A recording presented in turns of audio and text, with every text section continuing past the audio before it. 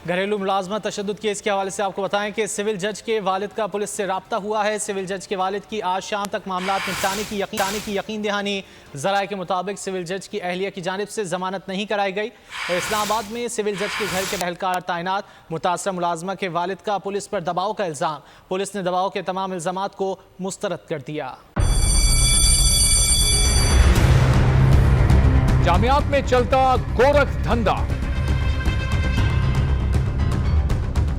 नौजवानों के मुस्तकबिल से खेलने वाली काली भेड़ों के आगे हुकूमत और इंतजामिया मुकम्मल बेबस। मुस्तकबिल के मेहमानों के तहफ्फुज के लिए बोल ने उठाई आवाज। सहाफती फराइज को निभाते हुए पहुंचाई हर खबर अवाम तक। बड़े स्कैंडल से जुड़े तमाम हकाइक रखे अवाम के सामने, क्योंकि बोल है पाकिस्तान का नंबर 1 न्यूज चैनल।